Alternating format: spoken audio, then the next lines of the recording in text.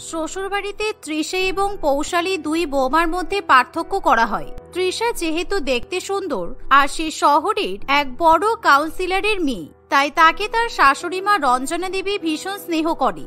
অন্যদিকে পৌশালী খুবই সাধারণ ঘর থেকে বিয়ে করে শ্বশুরবাড়িতে আসে, তাই তার সঙ্গে একেবারে আলাদা রকম ব্যবহার করা হয়।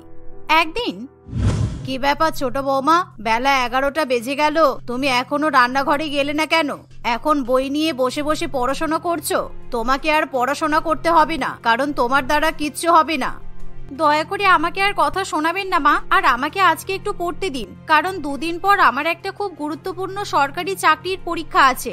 আর আপনি তো জানেন আমি বরাবরই চাকরি করতে চাই। আজকে আপনি দিদিকে বলুন রান্না করার কথা, দিদি ঠিক রান্না করে দেবে। কি তোমার এত বড় সাহস? আমি এখন তোমার কথা শুনে আমার বড় বৌমাকে রান্না করার কথা বলবো? তুমি জানো না ওর বাবা কত বড় কাউন্সিলর? আর আমাকে বিয়ের আগেই বলে দিয়েছিল ওনার একমাত্র মেয়ে যেন কোনোদিনও রান্না বান্না না করে, কারণ ওর হাত মুখ কালো হয়ে যাবে। তাই আমি আমার বড় বৌমাকে কোনো অর্ডার করতে পারবো না। তাছাড়া বড় বৌমা এখন কাজে ব্যস্ত আছে। শাশুড়ি মায়ের কথা শুনে পৌশালী একেবারে চুপ করে থাকে। এমন সময় শাশুড়ি মা তাকে দুপুরবেলা 1000 রকমের রান্না করার জন্য অর্ডার করে দিয়ে সেখান থেকে চলে যায়। কিন্তু পৌশালী তখনই তৃষার ঘরে যায়, আর সেখানে গিয়ে সে খুবই অবাক হয়, কারণ তৃষা তার ঘরে দাঁড়িয়ে একটা বড় গোল রিং লাইট জ্বালিয়ে নেচে নেচে রিল করছে। আর এটাই নাকি তার আজকে ব্যস্ততার কাজ। তাকে এরকম ভাবে রিল বানাতে দেখে পৌশালী খুবই অবাক হয়। কি ব্যাপার, তুমি এখন আমার ঘরে কি করতে আসলে? তুমি এখন যাও, আমাকে ডিস্টার্ব করো না, কারণ আমি এখন সোশ্যাল মিডিয়ার জন্য কন্টেন্ট তৈরি করছি। আর হ্যাঁ, আমার অরেঞ্জ জুস খাওয়ার সময় হয়ে গেল। আমার জুস কোথায় পৌশালী? যাও, আমাকে জুস বানিয়ে নিয়ে এসে দাও। দিদি, আজকে আমি কোনো কাজ করতে পারবো না, আর আজকের মতো জুস তোমাকেই বানিয়ে খেতে হবে। তার সাথে আমি তোমাকে যে কথাটা বলার জন্য এসেছিলাম সেটা হলো এই কদিন তোমাকেই রান্না বান্না করতে হবে, কারণ সামনেই আমার পরীক্ষা। তাই আমি কোনো কাজ করতে পারবো না। তাই তোমার এরকম জোকারের মতো নাচ গান হয়ে গেলে তুমি রান্নাঘরে চলে যাও। পৌশালী এই বলে তার বড় জায়ের ঘর থেকে বেরিয়ে আসে। আর অন্যদিকে তৃষা রাগে একেবারে জ্বলতে শুরু করে। আমি এখনই আমার বাবাকে ফোন করব, আর ওই বদমাইশ মেয়েটার নামে নালিশ করব, তারপরে দেখব ওর এত বড় বড় কথা কোথায় যায়। এই বলে তৃষা তার বাবাকে ফোন করে সব বিষয় জানায়, আর তার বাবা ময়ূক বাবু ভীষণ পরিমাণে রেগে যায়। দেখতে দেখতে এভাবেই 2 দিন কাটে। আর পরীক্ষার আগের দিন পৌশালী যখন তার অ্যাডমিট কার্ড প্রিন্ট করতে যাবে, এমন সময় সে দেখে যে তার নামে কোনো অ্যাডমিট কার্ড ইস্যু হয়নি। এমন সময় পৌশালী কিছুই বুঝে উঠতে পারে না। এই 2 দিন আগে আমি ফোনে মেসেজ পেয়েছি যে আমার নামে অ্যাডমিট কার্ড ইস্যু হয়েছে, কিন্তু এখন আমার অ্যাডমিট কার্ড দেখাচ্ছে না কেন? এটা কি করে হলো? এরকম তো হওয়া সম্ভব নয়। সবাই অ্যাডমিট কার্ড পাচ্ছে, আমি পাবো না কেন? এই বলে পৌশালী ভীষণই কান্নাকাটি করতে শুরু করে। আর এমন সময় পৌশালী যখন তার স্বামীকে বিষয়টা জানায়, তখন তার স্বামীও কিছু বুঝে উঠতে পারে না। এমন সময় তৃষা হাসতে হাসতে পৌশালীর ঘরে এসে বলে, কি ব্যাপার পৌশালী, অ্যাডমিট কার্ড খুঁজে পাচ্ছ না? তাই জন্য তোমার এরকম কাঁদো কাঁদো অবস্থা? আমাকে সেদিন অপমান করার আগে তোমার একবার ভাবা উচিত ছিল। তুমি যদি আমাকে অপমান না করতে, তাহলে আজকে অ্যাডমিট কার্ড নিশ্চয়ই খুঁজে পেয়ে যেতে। এই বলে তৃষা সেখান থেকে চলে যায়। এমন সময় পৌশালী ভালো করে বুঝতে পারে যে তার বড় যা ইচ্ছা করে নিজের বাবার সাহায্যে পৌশালীর অ্যাডমিট কার্ড ক্যান্সেল করে দিয়েছে। কিন্তু পৌশালীর এখন কিছু করার থাকে না, তাকে শুধুমাত্র কান্নাকাটি করতে হয়। আর এভাবেই তার সারা বছরের পড়াশোনা বৃথা হয়ে যায়। আর সেই সাথে মন খারাপ নিয়ে পৌশালীকে আবার রান্নাঘরে গিয়ে রান্নাও করতে হয়। তুমি ভীষণ বদমাইশ মেয়ে পৌশালী, তুমি আমার বড় বৌমাকে জোকার বলেছো। কিছুক্ষণ আগে ওর বাবা আমাকে ফোন করেছিল, আর আমাকে যা নয় তাই করে কথা শুনিয়েছে। আর এটা হচ্ছে শুধুমাত্র তোমার জন্য। তোমাকে আমি কোনোদিনও ক্ষমা করতে পারবো না। আপনার বড় বৌমা নিজের বাবাকে বলে আমার পরীক্ষার অ্যাডমিট কার্ড ক্যান্সেল করিয়ে দিয়েছে, কিন্তু আপনি সেই ব্যাপারে কোনো কথা বলছেন না। আর আমি শুধু আপনার বড় বৌমাকে জোকার বলেছি বলে আপনি আমাকে বকাবকি করছেন। তোমার পরীক্ষার থেকেও আমার কাছে বেশি গুরুত্বপূর্ণ হলো আমার বড় বৌমার সম্মান। এই বলে রঞ্জনা দেবী সেখান থেকে চলে যায়। আর এমন সময় রঞ্জনা দেবী তৃষার কাছে গিয়ে বলে, তৃষা সোনা মা আমার, তোমার বাবা বলেছিলেন আমাদের বাড়িতে একটা বড় এলইডি টিভি পাঠাবে, আর টিভিটা 56 ইঞ্চির হবে, কিন্তু এখনো টিভিটা আসলো না কেন মা? কি করে আসবে মা? আপনার ছোট বৌমা হলো এর জন্য দায়ী। সেই কবে থেকে বলছি আমাকে একটু গরম গরম কচুরি, তরকারি, মটন কষা করে খাওয়াতে, কিন্তু ও তো আমার কথা শুনছেই না, শুধু নিজের ইচ্ছা মতো রান্না বান্না করছে। তারপর একদিন আমি আমার 10টা শাড়ি কাচতে দিয়েছিলাম, কিন্তু ও 5টা শাড়ি কেচেছে, আর বাদ বাকি এখনো কাচেনি। তাই আমি আমার বাবাকে বলেছি এই বাড়িতে কিচ্ছু পাঠাতে হবে না। কি, তুমি তোমার বাবাকে এরকম ভাবে বলতে গেলে কেন? আমাকেই তো বলতে পারতে, তাহলে আমি ওকে শাস্তি দিতাম। ও মনে হয় ভুলে যায় যে ও এই বাড়ির চাকর, তোমার চাকর। শাশুড়ি মায়ের এমন কথা শুনে তৃষা খুবই খুশি হয়, আর তখনই তারা দুজনে মিলে পৌশালীর কাছে যায় আর তাকে যা নয় তাই করে কথা শোনাতে শুরু করে। এভাবেই তাকে সারাদিন চাকরের মতো খাটাতে থাকে। আর বাধ্য হয়ে পৌশালী তার বড় জায়ের জন্য প্রথমে কচুরি, তরকারি, মাংস রান্না করে দেয়, আর আবার তৃষার সমস্ত শাড়ি, জামা কাপড় কেচে দেয়। আর এভাবেই দিনের পর দিন সংসারের কাজকর্ম করতে করতে পৌশালী ভীষণ রোগা হয়ে যায়, কিন্তু তাতেও তার শাশুড়ি মায়ের কিছু যায় আসে না। বড় বৌমা, তুমি এবার খুশি তো? এবার তুমি তোমার বাবাকে বলো আমাদের জন্য টিভিটা পাঠাতে। আমাদের পাড়ায় সবার ঘরে 56 ইঞ্চি টিভি আছে, কিন্তু আমাদের বাড়িতে নেই। এই শুনে তৃষা তখনই তার বাবাকে ফোন করে। তার বাবা 1 ঘন্টার মধ্যেই 56 ইঞ্চির 2টো টিভি পাঠিয়ে দেয়। একটা টিভি তৃষার ঘরে লাগানো হয়, আর অন্য একটা বারান্দায় লাগানো হয়, কিন্তু বারান্দার টিভিটা পৌশালীকে কোনো মতেই ব্যবহার করতে দেওয়া হয় না। এভাবেই দেখতে দেখতে কিছুদিন কাটে। একদিন, বড় বৌমা, এই দেখো, আমি আর তোমার শ্বশুর মশাই দুজনে মিলে তোমার আর আমার ছেলের হানিমুনের জন্য থাইল্যান্ডের টিকিট কেটে দিয়েছি। আমি জানি তুমি সমুদ্র খুব ভালোবাসো, তাই যাও, গিয়ে ঘুরে এসো। Oh my God, thank you so much. আমি আমার বাবাকে এখনই ফোন করে বলছি যে আপনি খুব ভালো, আর আমাকে কিন্তু এখন অনেক অনেক শপিং করতে হবে, তাই আমার খুব টাকারও দরকার। এমন সময় পৌশালী সেখানে চলে আসে, আর বড় জায় এবং শাশুড়ি মায়ের কথা শুনে তার খুবই রাগ হয়, কারণ এর আগে পৌশালী অনেকবার নিজের বাপের বাড়িতে যাওয়ার জন্য শাশুড়ি মায়ের কাছে অনুমতি নেওয়ার চেষ্টা করেছে, কিন্তু রঞ্জনা দেবী কিছুতেই তাকে সেই অনুমতি দেয়নি। ফলে পৌশালী তার অসুস্থ মাকে একবারও দেখতে যেতে পারেনি। আপনি আপনার বড় বৌমাকে হানিমুন করতে থাইল্যান্ডে পাঠাচ্ছেন, আর আমাকে একটু বাপের বাড়িতে পাঠাতে পারছেন না? আমি আজকেই বাপের বাড়িতে যাব, কারণ আমার মায়ের খুব শরীর খারাপ, আর আমার মায়ের আমি ছাড়া এই পৃথিবীতে কেউ নেই। না না, ওকে একদম আজকে বাপের বাড়িতে পাঠাবেন না। আমার ঘর, আলমারি অনেক নোংরা হয়েছে, সব অগোছলো হয়ে আছে। আপনি আপনার ছোট বৌমাকে বলুন আমার ঘর আর আলমারি গুছিয়ে দিতে। আর আমি যেহেতু থাইল্যান্ডে ঘুরতে যাব, তাই আমার ব্যাগ প্যাকিং এ ওকে সাহায্য করতে হবে। শুনে নিয়েছো বড় বৌমা তোমাকে কি অর্ডার করেছে? যাও, ওর কাজগুলো করে দাও, তারপর ভেবে দেখবো তুমি বাপের বাড়িতে যেতে পারবে কিনা। শাশুড়ি মা এবং বড় জায় এরকম ভাবে অত্যাচার শুরু করলে পৌশালীর কিছু করার থাকে না, তাই মন খারাপ করে সে বড় জায়ের ঘরে চলে যায় আর সমস্ত কাজকর্ম করতে থাকে। এভাবেই পৌশালীকে জ্বালাতে পেরে তৃষা মনে মনে খুবই খুশি হয়। দেখতে দেখতে আরো কিছুদিন কাটে, আর বড় বৌমা এবং তার স্বামী থাইল্যান্ড থেকে ঘুরে আসে। এমন সময় ময়ূক বাবু তার মেয়ের সঙ্গে দেখা করতে আসে। তৃষা মা, তুই কেমন আছিস? কতদিন তোকে দেখিনি। আর শ্বশুর বাড়িতে এসে তোর মুখটাও কেমন শুকিয়ে গেছে কেন বলতো? তোকে তো শ্বশুর বাড়ির লোকেরা কি খেতে দেয় না নাকি? আমাকে একবার বল না, আমি তাহলে সবাইকে উচিত শিক্ষা দিয়ে দেবো। না না, খেতে দেয়, তবুও বাপের বাড়িতে তুমি আমাকে যেরকম এক্সপেন্সিভ খাবার দাবার খাওয়াতে, সেরকম আহামরি কিছু খাই না। কাউন্সিলর মশাই মেয়ের মুখে এরকম কথা শুনে ভীষণই রেগে যায়, আর সে বিচ্ছিরি ভাবে তার শ্বশুর বাড়ির লোকেদেরকে গালাগাল করতে শুরু করে। কি ব্যাপার দিদি ভাই, আমার মেয়ের সেবা করার জন্য আমি প্রত্যেক মাসে আপনাকে 50,000 টাকা করে পাঠাই, সেই টাকাগুলো কোথায়? আপনি আমার মেয়ের পেছনে খরচা করেন না? সবকিছু কি নিজের পকেটে ভরে নিয়েছেন নাকি? না না, বিশ্বাস করুন, আপনি আমাকে ভুল বুঝবেন না। প্রত্যেক মাসে আপনি টাকা পাঠানোর পর আমি সেই টাকা ছোট বৌমাকে দিই, আর বলি বড় বৌমার জন্য চিজ, মাখন, দুধ, দই ইত্যাদি কিনে নিয়ে আসতে। কিন্তু আমার মনে হয় ওই বদমাই ছোট বৌমা সব টাকা চুরি করে নেয়। এভাবেই রঞ্জনা দেবী নিজের দোষ পৌশালীর ঘাড়ে চাপিয়ে দেয়, আর তৃষা ভালো করেই বুঝতে পারে যে তার শাশুড়ি মা সমস্ত মিথ্যা কথা বলছে, কিন্তু সে কিছুই বলে না, কারণ পৌশালীকে অপমানিত হতে দেখে তার খুব ভালো লাগে। আমি কিছু করিনি, আমি কেন টাকা চুরি করতে যাব, তাও আবার ওনার? মা, আপনি আমাকে চোর সাজিয়ে দিচ্ছেন, আমি ভাবতে পর্যন্ত পারছি না। আর দিদি, তুমি চুপ করে দাঁড়িয়ে আছো কেন? তুমি তো ভালো করেই জানো যে আমি টাকা চুরি করিনি। পৌশালীর কথা ময়ূক বাবু কিছুতেই বিশ্বাস করতে চায় না, তাই সে এবার পৌশালীকে খুব খারাপ খারাপ ভাষায় অপমান করতে শুরু করে। আর পৌশালীর এসব কথাবার্তা শুনে ভীষণ পরিমাণে গায়ে লাগে। আপনি হবেন হয়তো অনেক বড় কাউন্সিলর, কিন্তু আপনাকে আমি মোটেই সম্মান দিতে পারছি না, কারণ আমি আপনার মেয়ের বয়সী। তবুও আপনি আমার সঙ্গে খারাপ ব্যবহার করছেন, তাই আমার সাথে মোটেই খারাপ ব্যবহার করবেন না। আপনি আমার পরীক্ষার অ্যাডমিট কার্ড ক্যান্সেল করিয়ে দিয়েছেন, আমি ভালো করেই জানি সেটা। সুতরাং আপনি যদি আর একটুও বাড়াবাড়ি করেন তাহলে কিন্তু আমি আপনার নামে গিয়ে মানহানির মামলা করব। তোমার এত বড় সাহস যে তুমি আমার নামে পুলিশে গিয়ে কমপ্লেন করবে? তোমার যেখানে যাওয়ার যেতে পারো, আমি ভয় পাই না।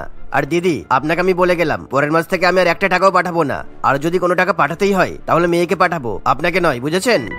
এই বলে ময়ূকবাবু সেখান থেকে চলে যায়। আর রঞ্জনা দেবী তার ছোট বৌমার উপর একেবারে রেগে ফেটে পড়ে, কারণ তার মান্থলি ইনকাম এবার বন্ধ হয়ে যাবে। তাই সে কিছুতেই পৌশালীকে সহ্য করতে পারে না। আর এমন সময় সে রাগের বশে পৌশালীকে মারধর করতে শুরু করে। তোমার এত বড় সাহস, তুমি আমার বড় বৌমার বাবাকে অপমান করলে? আমি ভাবতে পর্যন্ত পারছি না তুমি এরকম অসভ্য মহিলা কিভাবে হতে পারো। তোমাকে এই বাড়ির ছোট বউ বানিয়ে নিয়ে আসাটাই আমাদের ভুল হয়েছে। মারুন মারুন, আরো মারুন। আমার বাবাকে অপমান করা? আমার বাবার ভয়ে সবাই কাঁপে, আর তোমার সাহস কি করে হলো এত বড় বড় কথা বলার? এভাবেই বড় বৌমা এবং শাশুড়ি মা দুজনে মিলে পৌশালীর উপর অত্যাচার করে আর তাকে মেরে মেরে একেবারে আধমরা করে দেয়। এভাবেই দেখতে দেখতে কিছুদিন কাটে। আর একদিন রঞ্জনা দেবী যখন টিভি দেখতে বসে, জনগণের টাকা অসৎ পথে খাওয়ার জন্য ময়ূকবাবুকে আজকে সকালবেলা পুলিশে গ্রেপ্তার করেছে আর তার সমস্ত সম্পত্তি বাজেয়াপ্ত করা হয়েছে। মা দেখেছেন, আমার বাবাকে পুলিশে ধরে নিয়ে গেছে। আমার বাবা জেলে বসে থাকলে আমি টাকা কোথা থেকে পাবো? আমাদের সব সম্পত্তি চলে গেল। আমি, আমার বাবা মা সবাই তো গরিব হয়ে গেলাম। হ্যাঁ বড় বৌমা, তাই তো দেখছি, কিন্তু তুমি কান্নাকাটি করো না। এখন যখন তোমরা বড়লোক নও, তাহলে আমি আর কি করতে পারি? যাও রান্নাঘরে গিয়ে রান্না বান্না শুরু করো, বাথরুমে গিয়ে আমাদের জামা কাপড় কেচে দাও। আর তোমার টাকার ভরসায় আমি কাজের লোক রেখেছিলাম, তাই এখন কাজের লোকটাকে ছাড়িয়ে দিতে হবে। তুমি সারা বাড়িঘর এখন পরিষ্কার করবে। তুমি যখন বড়লোক নেই, তাই তোমাকে এখন কোনো স্পেশাল ট্রিটমেন্টও আমি দিতে পারবো না।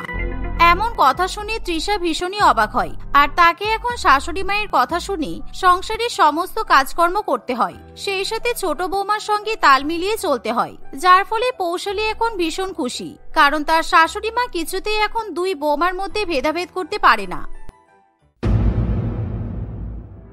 রাখি দেবী তার স্বামী কৈলাস বাবু, এক ছেলে বিকাশ এবং এক মেয়ে ববিতার সঙ্গে বাস করে। তাদের পরিবারের আর্থিক অবস্থা খুবই সচ্ছল ছিল, কারণ বিকাশ এবং তার বাবা কৈলাস বাবুর নিজস্ব বড় ব্যবসা ছিল। আর সেই ব্যবসার মাধ্যমেই তারা অনেক টাকা উপার্জন করতে পারত। কিন্তু এত টাকা থাকা সত্ত্বেও রাখি দেবী ভীষণই লোভী প্রকৃতির ছিল। তাই সে মনে মনে ভেবে রাখে তার একমাত্র ছেলের বিয়ে সে ধনী পরিবারের মেয়ের সঙ্গেই দেবে, যাতে সে ছেলের বিয়েতে যৌতুকে অনেক অনেক টাকা এবং দামি দামি উপহার পেতে পারি। কিন্তু দুর্ভাগ্যের বিষয় হলো, বিকাশ একদিন নিজের পছন্দ করা এক গরিব পরিবারের মেয়ে রুক্মিণীকে বিয়ে করে বাড়িতে নিয়ে আসে, যার ফলে রাখি দেবী প্রচন্ড পরিমাণে রেগে যায়। কিন্তু সে কোনোভাবেই তার রাগ প্রকাশ করতে চায় না। মা, তোমার ছেলে ওরকম একটা গরিব পরিবারের মেয়েকে বিয়ে করে নিয়ে এলো, তুমি তবুও তোমার ছেলেকে কোনো কথা বললে না কেন? ওই গরিব পরিবারের মেয়েটাকে তোমার বুঝি পছন্দ হয়েছে? মোটেই না, ওই গরিব বাড়ির মেয়েটাকে আমি জাস্ট সহ্য করতে পারছি না। কিন্তু যেহেতু বিকাশ আমার একমাত্র ছেলে, আমি এই মুহূর্তে ওকে কিংবা ওর বউকে কিছু বলতে পারবো না। কারণ বিকাশ যদি রাগ করে ওর বউকে নিয়ে বাড়ি ছেড়ে চলে যায়, তাহলে ভীষণ সমস্যা হয়ে যাবে। তবে ওই গরিব মেয়েটাকে এই বাড়িতে আমি কিছুতেই শান্তিতে থাকতে দেব না। ওর খাওয়া পড়া আমি হারাম করে দেব। এই ভেবে সেদিন থেকেই রাখি দেবী তার নতুন বৌমাকে দিয়ে বাড়ির সমস্ত কাজকর্ম করায়। আর সেদিনই রুক্মিণীকে রান্না করতে বলে। তাই রুক্মিণী সেদিন প্রথমবারের মতো শ্বশুরবাড়ির সবাইকে খাবার রান্না করে খাওয়ায়। আর তার হাতে রান্না ভীষণ সুস্বাদু হওয়ায় বিকাশ এবং তার বাবা রুক্মিণীর অনেক প্রশংসা করে। আর যা দেখে রাখি দেবী এবং তার মেয়ে প্রচন্ড পরিমাণে রেগে যায়। কিন্তু সেদিন রাত্রিবেলা সকলে খাওয়া দাওয়া করার পরও বেশ অনেকগুলো রুটি এবং তরকারি বেঁচে যায়। তাই রুক্মিণী তার শাশুড়ি মাকে বলে, বলছি মা, রাত্রিবেলা অনেক বেশি খাবার রান্না হয়ে গেছে, তাই জন্য অনেকটা খাবার বেঁচে আছে। এই খাবারগুলো কি করব? এই খাবারগুলো রেখে দিলে তো শুধু শুধু নষ্ট হবে। আপনাদের বাড়ির আশেপাশে এমন কি কেউ আছে যাদেরকে এই খাবারগুলো দিলে তারা খারাপ না মনে করে খাবারগুলো খেয়ে নেবে? তুমি কি আমার বাড়িটাকে লঙ্গরখানা মনে করেছো যে কারি কারি খাবার রান্না করে তুমি পাড়া প্রতিবেশী সবাইকে বিলি করবে? আমাদের বাড়িতে ফ্রিজ বলে কিছু আছে, ফ্রিজ জীবনে চোখে দেখেছো? গরিব বাড়ির মেয়ে তো, বাড়িতে ফ্রিজ ছিল বলে মনে হয় না। খাবারগুলো ফ্রিজে তুলে রাখো, কালকে গরম করে খাবারগুলো খাওয়া যাবে। খাবার বিলি করবে, সাহস কম নয়। টাকা ইনকাম করতে কতটা কষ্ট হয় ও বুঝি জানে না, ঢং।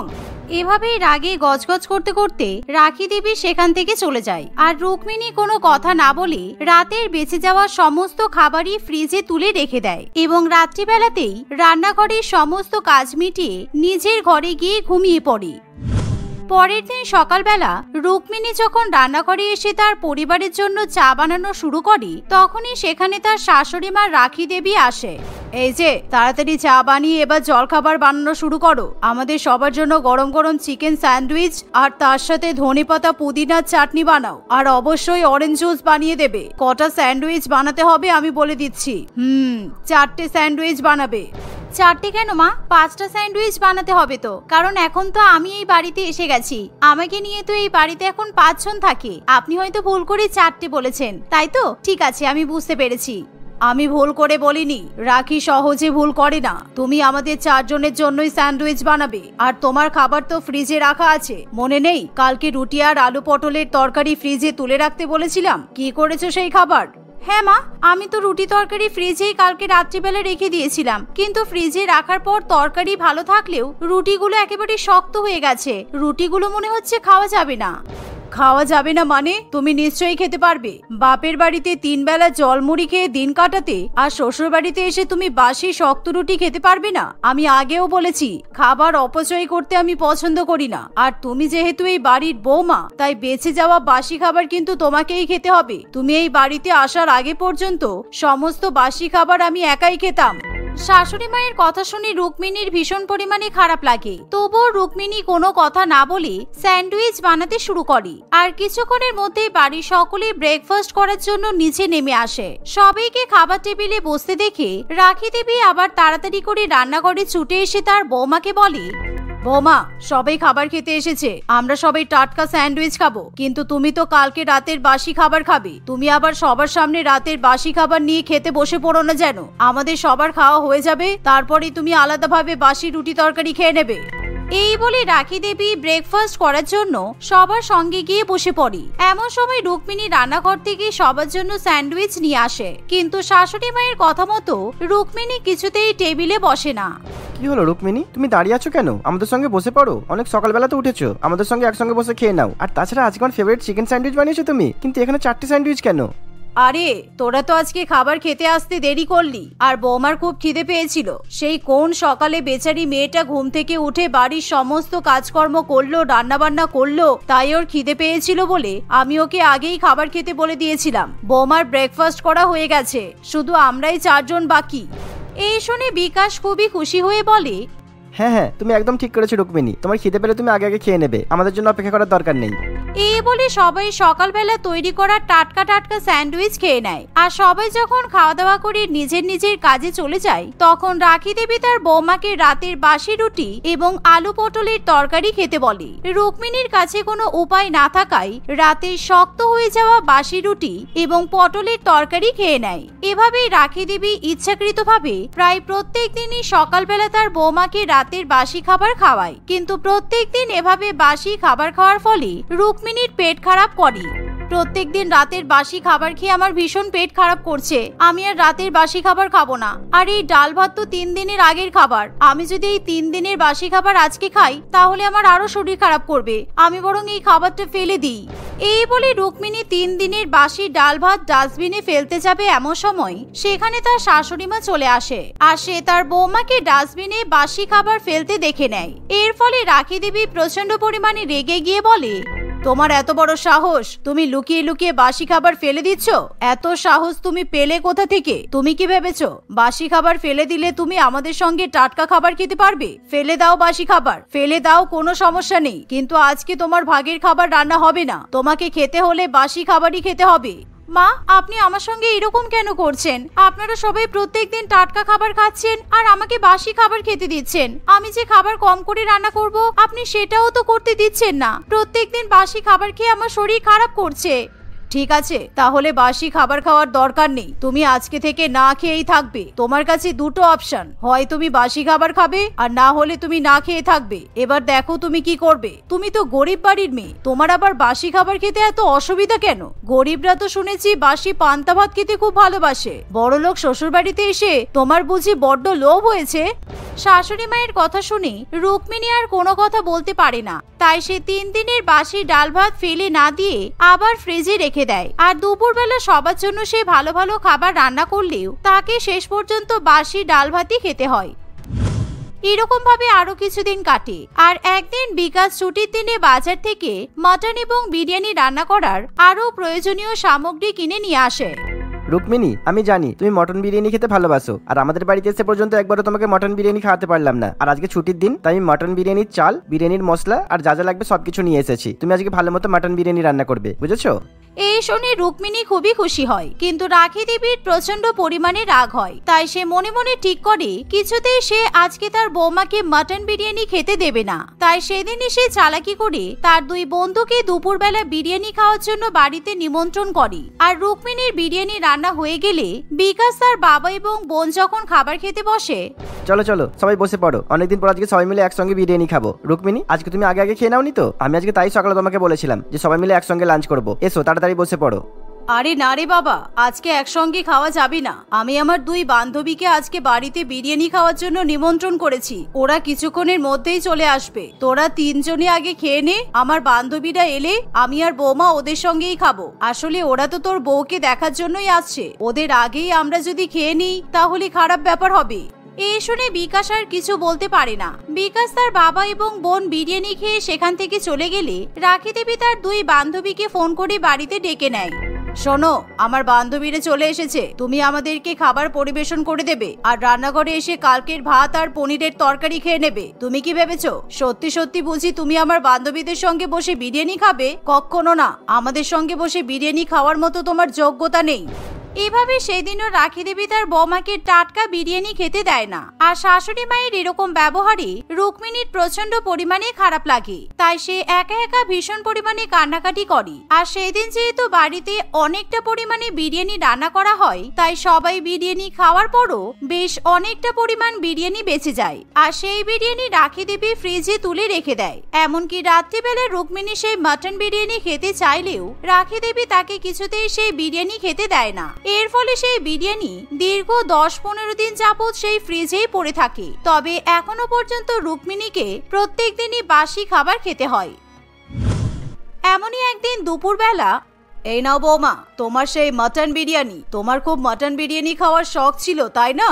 নাও তোমার ফেভারিট মটন বিরিয়ানি খেয়ে নাও, আমি তোমার জন্য স্পেশালি গরম করে নিয়ে এসেছি। কিন্তু মা, এই বিরিয়ানিটা তো অনেকদিন ধরে ফ্রিজে রাখা আছে, প্রায় 15 দিনেরও বেশি হয়ে গেছে। এতদিনের বাসি বিরিয়ানি খেলে আমার তো শরীর খারাপ করবে। এমনিতেই প্রত্যেকদিন বাসি খাবার খেয়ে আমার খুব গ্যাস্ট্রিকের সমস্যা হচ্ছে। আপনি দয়া করে আমাকে এই বিরিয়ানি খেতে জোর করবেন না। তাছাড়া এখানে অনেকটা বিরিয়ানি আছে, আমি একা এত বিরিয়ানি খেতে পারবো না।